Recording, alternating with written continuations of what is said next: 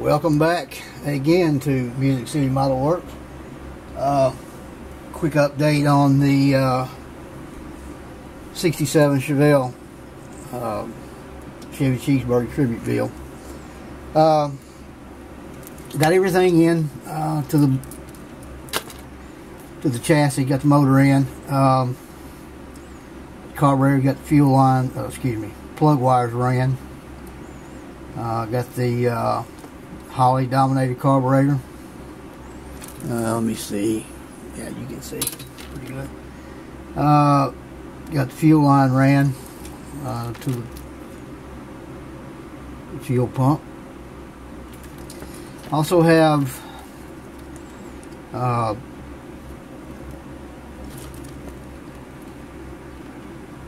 hoses ran for the heater hoses. One from the manifold, the intake, one from the water pump, and then the Chevelle, this 396. Now, I had a 396 in high school, and I don't remember this hose being on mine. It may have been. I did not have to ever change my water pump, so I don't recall it being there. But it is a tiny, tiny hose. Well, it's tiny at 1/25th scale, let's put it that way. And my camera is terrible at focusing up close. So I don't know if I'm going to be able to show you this or not. I don't think so, but it's right there. Not enough light. I'll point to it back here. It's right there, and it runs from the top of the water pump to the intake. And the one-to-one hose is only probably about that long. So it's not, maybe 6-7 inches long. So this thing here was a pain to get in, but I wanted it in there because it was really pronounced right in the front of the, very front of the motor. So I wanted it in there. Everything's pretty well standard stuff. I've got the hoses still hanging to be ran when I put the firewall in and everything. Got the suspension in. Got the front suspension in. The exhaust in. The exhaust is just a mixture of craft acrylic aluminum and metallic silver. The gas tank is I think in another video I showed you, is pretty well straight ceramic coat aluminum. Rear suspension in, rear springs in. I did adjust the ride height just a little bit. I shaved off some of this mounting point here and some here to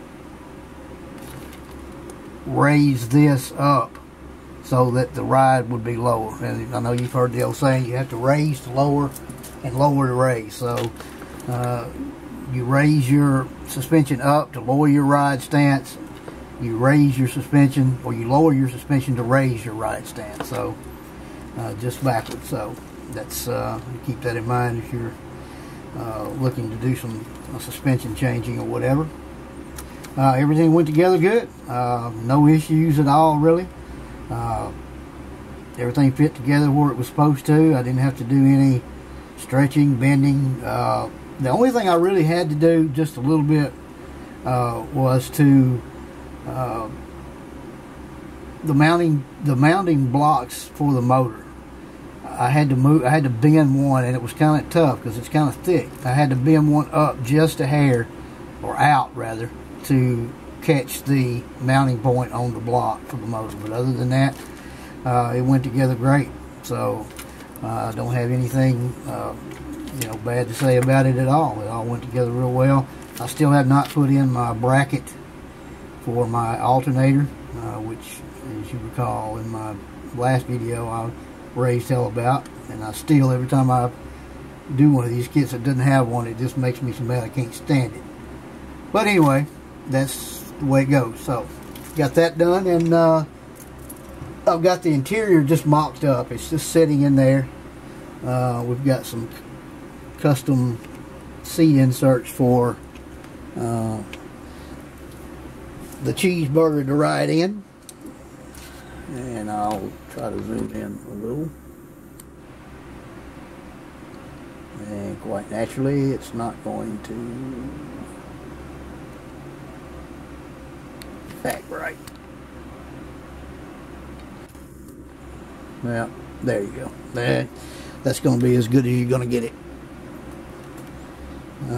Once again, the nail foil is what I use for, or the nail strips rather, is what I use for the color. The interior is Prussian blue. The dash I have detailed out.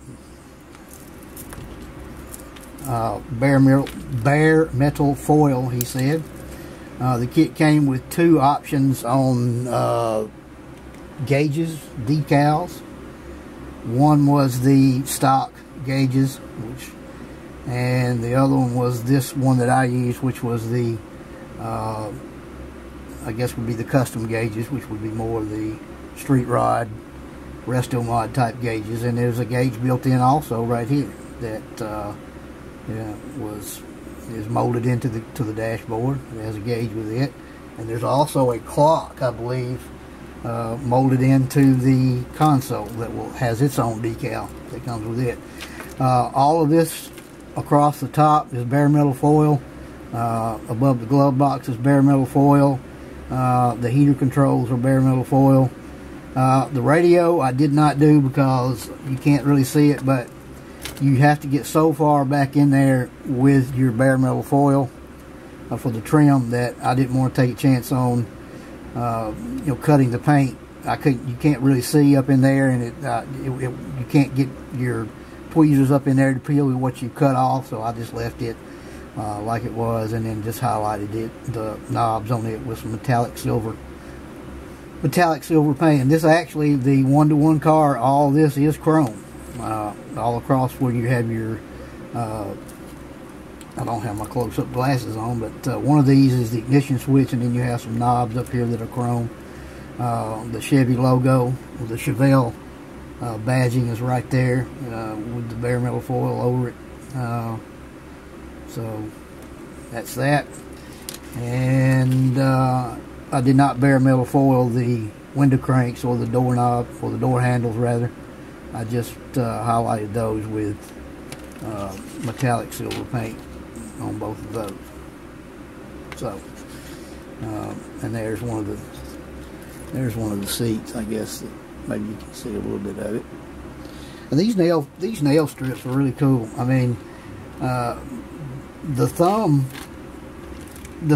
part, or the thumb strip for the thumbnail, almost always fits the back seats. Maybe just a little bit, to the outside that's not covered, but no big deal. I mean, I'm not gonna try to go in there and replicate what's on the strip. I mean, it's good enough for me. It's going on my shelf. You can't really see in there anyway. So, and it looks good. And I think this Prussian blue, it really worked out good. It was a lot lighter on the little piece of sticky stuff that it came on, and when I peeled it off, the light part of the blue was actually a lot lighter and almost clear behind it. So when you laid it over the top of this darker blue, it darkened it up. So it actually, the colors actually just came to it, off this Prussian blue that I had airbrushed. This is airbrushed. I believe this is Americana craft acrylic Prussian blue. And one of my subscribers was asking me, do I do my interiors and engines with craft acrylic? And the answer is yes. Most of the time, almost all, 95% of my builds on the inside are craft acrylic. What's not craft acrylic is usually Tester's acryl paint, which is what the motor is in this one. The engine is the Tester's acryl Chevy engine red. I had some of that in a bottle. I figured I would instead of trying to match it, I would just put it in the airbrush and shoot it straight, which I did. So everything has gone back over with a sealant of either satin. This has got a gloss polyurethane sealant on it. The underside is gloss polyurethane. I wanted something a little bit different. I've been doing satin, so I wanted something different for this. The exhaust, gas tank, it is satin on that. The engine is gloss polyurethane sealant. The interior is satin polyurethane sealant. And I also did the satin polyurethane over the nail strip stuff. Because this particular brand, this is actual nail polish. How they get it into a strip is beyond me. But when I was applying this stuff, the house smelled just like it does when my wife is doing her fingernails. So, and it was very shiny. It still is a little shiny. I may go over this. I may shoot this with some matte polyurethane or brush it on. I want the little sheen with my seats to look like vinyl, but I want to flatten this out just a little bit. It's a little bit too shiny. So, but that's where we're at with that. I hope to be through with this by the weekend, or at least in the preparations to be in final assembly.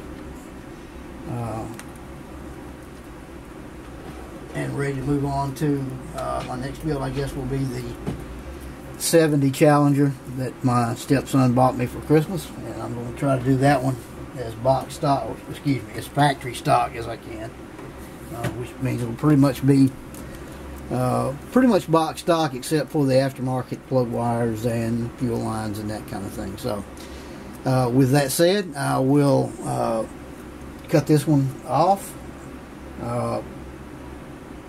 Guys, be mindful of the new people. Like Chris at Classic Plastic said, you know, this is all about fun. We're here to promote the hobby. We're here to promote having a good time, making this fun, enjoying each other's builds on here, and you know, let's cut the new people a break, and let's not make them feel like that they have to bring to the to the forefront in their videos a custom made car, or it's not good enough, or a custom built car, or whatever, that it's not good enough if they don't do that. So a lot of good people on here, a lot of great builders. All the builders on here are great. Let's just keep in mind that there are those of us you know, who have been doing it a little bit longer, and let's try to remember that, you know, we all started out, you know, not knowing what we were doing at one time. So with that said, till I talk to you later, take care of one another. May God bless you and your family. Check you later.